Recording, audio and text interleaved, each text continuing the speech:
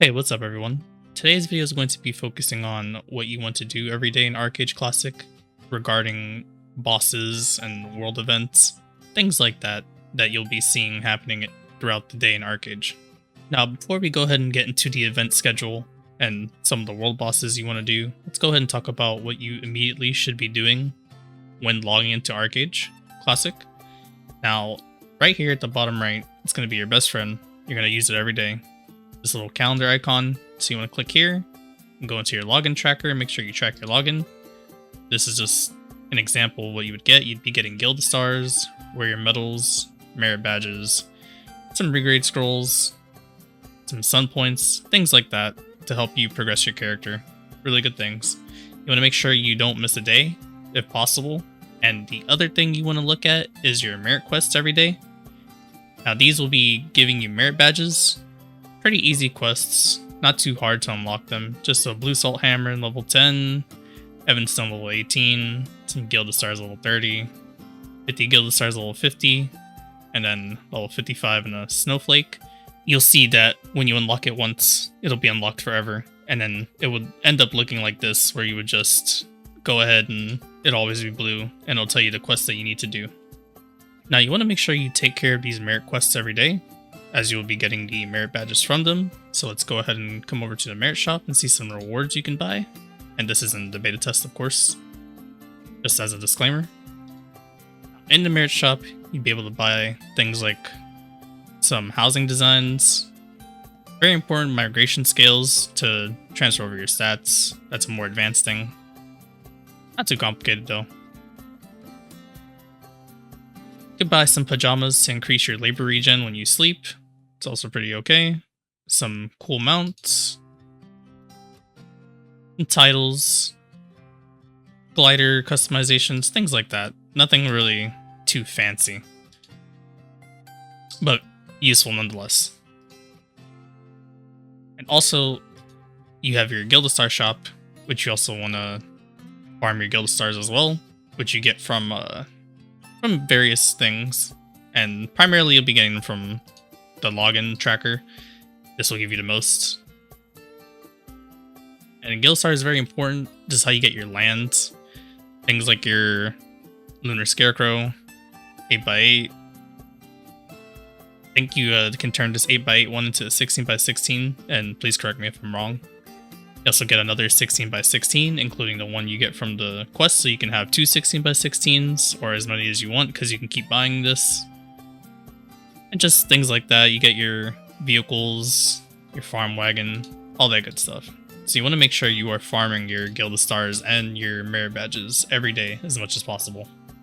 Now let's talk about the other side of the screen, which is the left side of the screen. You want to make sure you are logging in every day and of course clicking this gift box, which it will be giving you loyalty tokens, and you want to try and play for the amount of time it is. I think you claimed this 3 times. It takes like 3 hours or something like that. Something around there. Yeah, so it gives you 3 loyalty tokens every 60 minutes, and I believe it's 3 claims.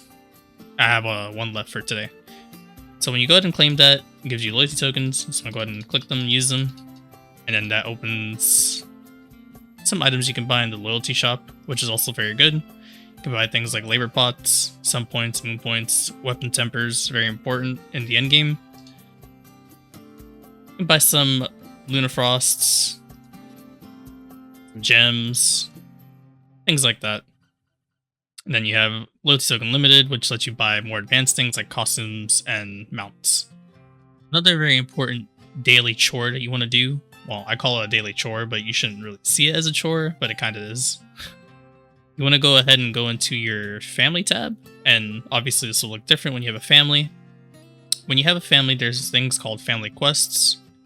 I believe there is one to run a trade pack when you own land, so you want to run a trade pack from the land that you own. I don't think that one's too worth to do, unless you're already doing trade packs, of course. And there is one where it requires your other family members to like beat up like a honey jar or something like that, or everyone's chopping a tree. And the more family members you have, I think it's up to 3 at a time that can complete or participate in the minigame. Something like that. The third quest would be something like turning in specific supplies to the Blue Salt Brotherhood. It's not complicated. It'd be things like cloth, leather, fabric, stuff like that. Not too complicated.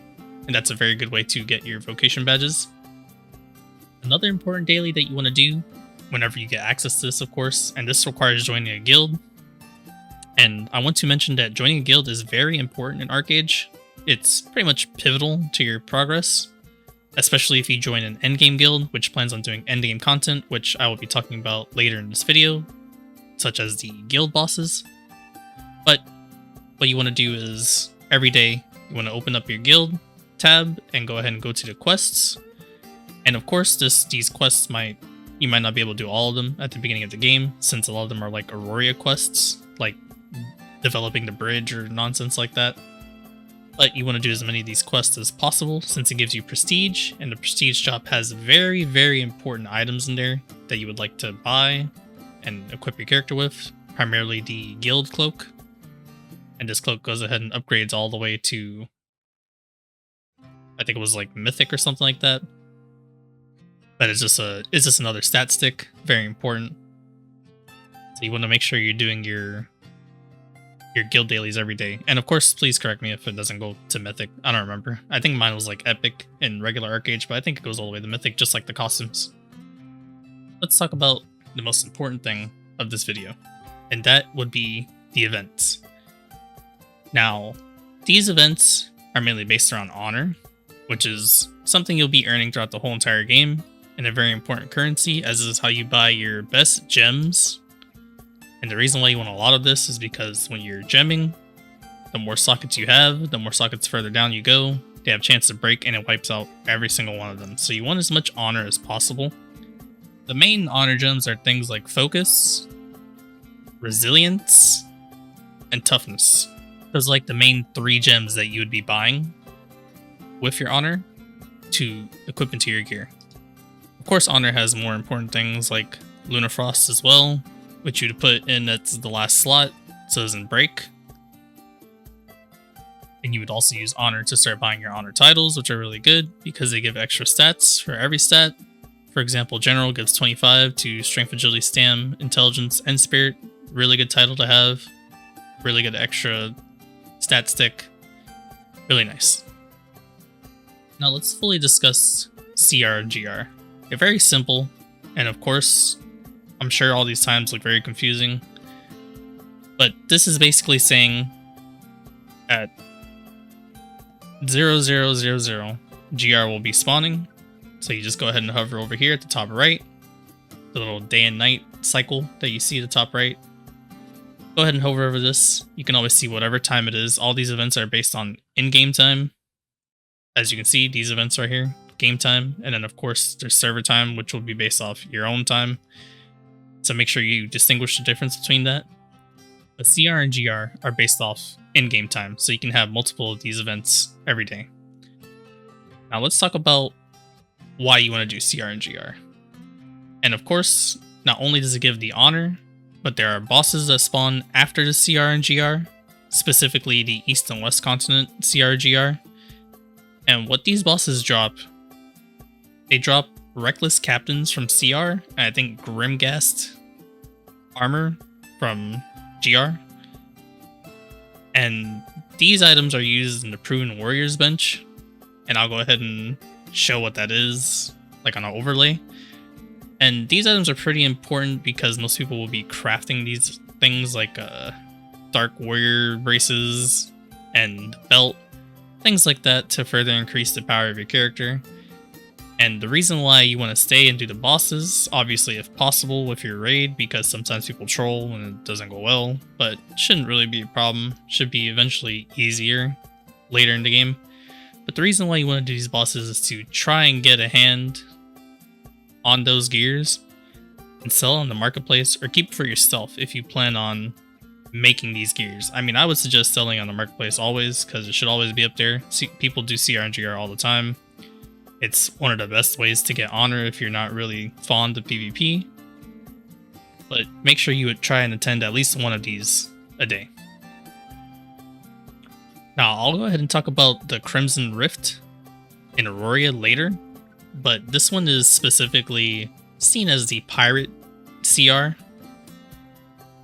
And pirates have access to it because it's in Sun Gold, so they wouldn't die like on the mainland. It's like around this area or something like that. But I'll talk about that one a little bit later. The other event I want to talk about now is the Golden Plains Battle, aka known as Halcyona. And this is based off of your server time, of course. So you want to make sure you jot this down and try and attend at least one of them. One of them is usually at a good time. But Halcyona basically takes place in Halcyona.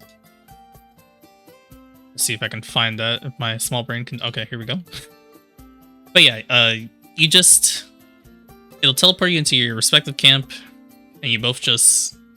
sorry, the respective camp's over here on the left side of the map. And you pretty much just push with a golem to each other's bases and smack the bases. This is the best PvP honor that you can possibly get, since everybody will be concentrated in one area. It'll be wartime, etc., etc. Go ahead and get as many kills as you can. Heal as much people as you can. Try and win. Winning is always obviously better because you get more proven warrior medals to craft your Halcyon necklace. But if you don't win, not a big deal, whatever. You still get warrior medals anyways. But really fun event. And you want to make sure you do one of these, at least one of these, because I think the other one's like at a awkward time at night. You can always check in game, of course, for your specific time. Another event that's really good for honor, Mistmeral, also known as NASCAR, because of the strat everybody uses to do Mistmeral. You just run around in a circle, and at the end you capture the bases, depending on whoever's leading your raid. But this event is also a very good source of honor. Everyone's also concentrated in one place, so you can farm PvP honor very well. Now this won't be open at the beginning of the server launch of Archeage Classic. This will be later down in the roadmap, as shown. But when this opens up, you want to go ahead and make sure that you're doing this as well. Very good source of honor. Now these next two events are kind of tricky. I'm not sure when people will be able to do these, because you'll need kind of like a suited up galleon and a few galleons from the whole your whole faction. But it's another good source of honor as well. It's Abyssal Attack and Luskas. It's very simple. Abyssal Attack takes like, I mean, they're one right after the other, so you're gonna end up doing both of them, or it's a good idea to try and attend both of them, depending on the time, of course, since these are based on server time. But you basically just want to try and go ahead and get with your faction, join the raid, and attend these as well. Once again, good for PvP honor, since people are concentrated in one place, and some of the most fun water combat as well, since this all takes place on the sea. Later down the line, it feels like most people just focus on the quests and then just leave. But we'll see how that goes for our server. But another two good events to attend every day, if you can. And Abyssal Attack is specifically on, as you can see, Tuesdays, Thursdays, and Saturdays. Now there is a specific early game event that I want to talk about, and it is the Hassle Rift. And the Hassle Rift is of course in the Hassle farming area. I believe it's down here in the bottom right. Occur multiple times in a day, which is really good, because the Hassle Rift is a way to expedite your Hassle weapon grind farming, and usually requires like a little decent raid, or at least a party to do it, to kill some of the elite mobs that spawn. Now this is of course just an early game event. You don't have to even do this every day. It's kind of just of an occurrence. Like if you're there and it happens, awesome. If you're not, whatever. It's not a big deal. But this does help the grind for your Hassle weapon quite a bit. And it's pretty fun as well, especially if it's during PvP time. Usually there will be like two big raids just fighting for the mobs and things like that. And it'll be a good source of honor as well. But really good to expedite the Hassle weapon farm and for some PvP honor if the zone is not in peace. Let's talk about world bosses and field bosses. I'm just pretty much gonna call them all world bosses. World bosses are a little bit special. These bosses are usually controlled by guilds, specifically the more important ones. But there's like a few bosses, I think 2 in total, that wouldn't really be controlled by guilds. Most people won't really care about them because the rewards are kind of whatever. They're like a one-time thing. But one of the world bosses I want to talk about is the Hassle boss, which is Hanur. And Hanur, he drops the Hanur mount, which is a pretty good early game mount, depending on what mounts we'll have available to buy for Gilda stars and loyalty and merit badges and whatever. But it could be a very good starting mount, depending on the mounts we have available. The next boss, which also shouldn't really be contested by big guilds, and it'll probably be contested more by pirates since it's kind of close to Pirate Island, also known as Growlgate. But this boss is on Friedich. Whenever you go turn to the gold trader, I guess, it'll be contested or something like that. That'll probably be the only time it really gets killed. But this is a kind of a popular boss for dual wield Dark Runners, since it drops the Cold Anguish, which is a very good offhand for Dark Runners, especially at the beginning of the game. But this is Captain Rangora, spawns a little bit to the north on Friedich, I believe. Something like around to the north of the Gold Trader. But pretty cool boss. Drops a very good weapon that you can sell in the marketplace or use for yourself if you're going to be anything like dual wield. But I'm not sure how contested it would be. But this is not really a guild controlled boss. It might be at the beginning of the game, but towards the later and the end of the game, people won't really care about it. So go ahead and see. Well, we'll go ahead and see what that looks like. Now next, I want to talk about Anthelon, and this is related to we'll call it the Pirate CR, because this is pretty much the only place where pirates can do CR safely without going to jail. And this is located in Sungold. And of course, it's at specific in-game times, so you can do Anthelon multiple times during the day. And not only that, the Anthelon part that drops, you need that for some of your library pieces, so people will be selling them in the marketplace. And I would like to clarify that a lot of these boss drops for things like your Obsidian gear, and let's go ahead and pull it up real quick. So as you can see here, I pulled up the Obsidian gear, and first thing you see is Anthelon's Crimson Hollow. Things like this can be bought in the marketplace. Same thing with the Iron Armor Fragment of Kyrios. It's not like you can't get these if you don't do the boss, but it is better to do the boss. But these bosses are sadly guild contested, which means that the big guilds will be having control over them, so they'll be having control over these pieces to sell on the market as well. But this is way later into the game. This is like, for example, this piece is a T6 piece of armor, so this is not anything you need to worry about at the beginning of the game. But I just wanted to include these guild bosses as well for guilds that are looking to do bosses, and not only that, if you decide to do it as a faction, it's also possible.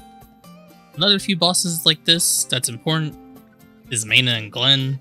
They're like a duo boss. They have like a pretty cool mechanic where you want to fight them together and you want to kill one first. I think it was the healer one, which is Maena. Something like that. And then also Dehuda as well.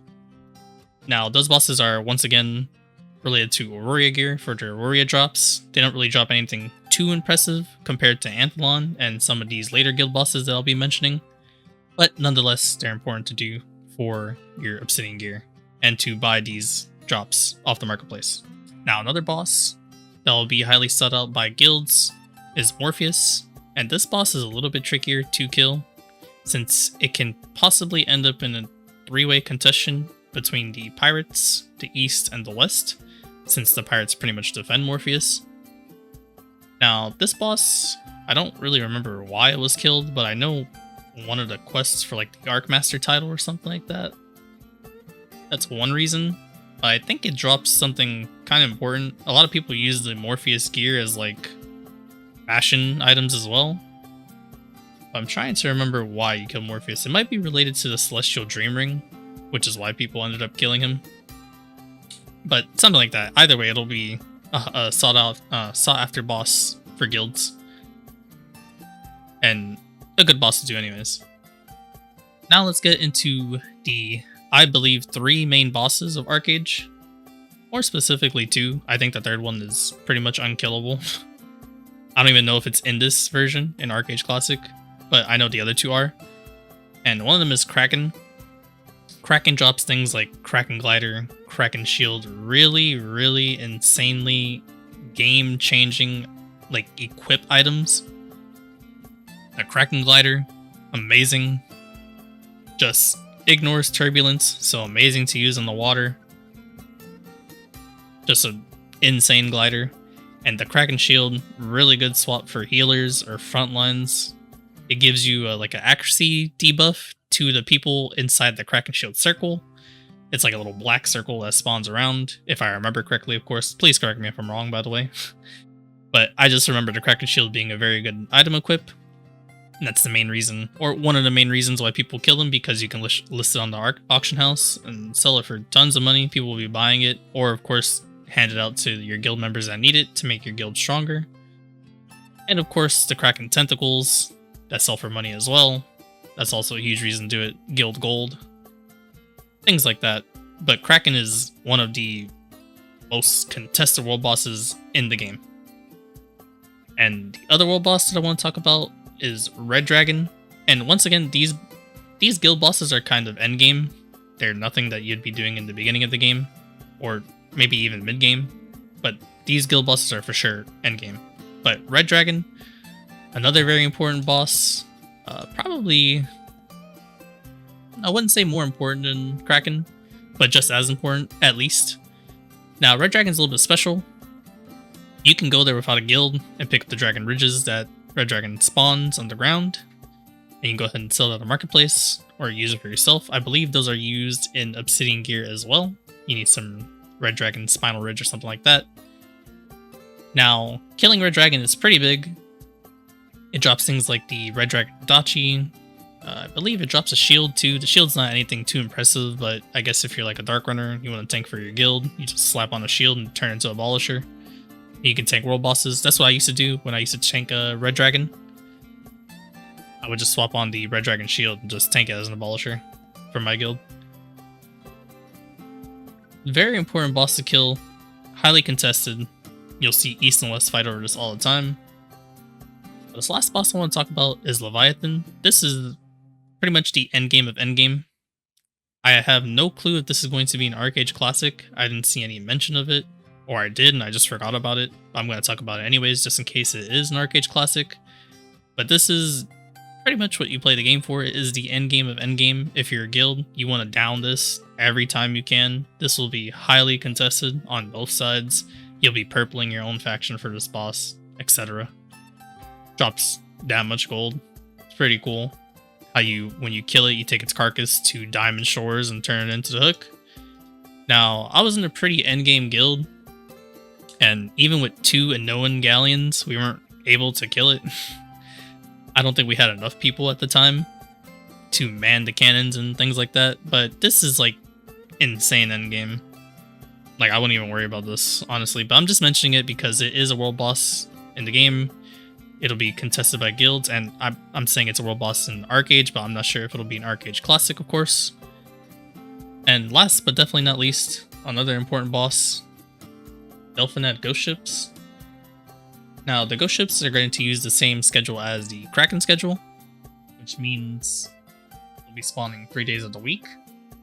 And this will be another highly contested, of course, by big guilds, since it drops a lot of gold. I believe each Ghost Ship is 3,000 gold in Archeage Classic, with all the packs, something like that, around that. And of course, very important, drops gold. That's pretty much it for that world boss. It's no special drop like Kraken or Red Dragon or Main and Glen or anything like that. Nothing related to Obsidian gear. So this will specifically be a guild only type of world boss that guilds will focus. But I think that concludes it for all the world bosses and all the important events that you want to do, of course, and what you want to do every day in Archeage. Now, this guy might not be completely complete. I might have missed some things here and there. Please correct me if I'm wrong in anything in the comments. That'll help out a lot.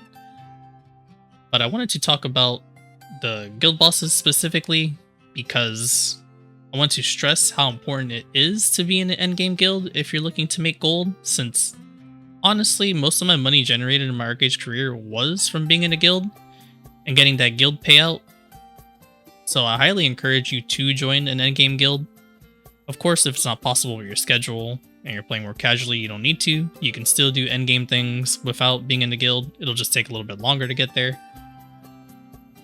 But guilds are a vital part in playing Archeage. Just having a guild at all. And not only the guild bosses that guilds will be focusing, being in a guild for the guild quests like I mentioned earlier. But that pretty much wraps up this video. That is everything I had and wanted to talk about for this video. Now, I want to talk about what's going to happen on August 4th. I'm in the process of kind of like changing my stream for YouTube. It's not really like too big changes, it's pretty simple. But after this video, I'm going to be making at least one more video for Archeage Classic to prepare everybody for it. And I think that will cover everything that I wanted to talk about Archeage Classic. And after that, I'll primarily be streaming and making like PvP videos, things like that. I probably will make guide videos when the server opens up and I start doing dungeons, because dungeons do have mechanics like GHA, for example. And I'll probably make like an updated GHA mechanic video whenever I get around to doing GHA in the game. But if not, if there's already one up there, I don't really see the point of making one since there's resources for that already. But I want to talk about August 4th and what I'll be doing. So I do plan to stream on YouTube. That's 100% now. For sure. So you can catch me on YouTube if you wish to and ask me questions live. But I won't be streaming before August 4th on YouTube. It'll just be August 4th and after that. But yeah. Hope you guys enjoyed. Leave a like, leave a dislike, subscribe. Hope you guys have a great day. Take it easy. Peace out.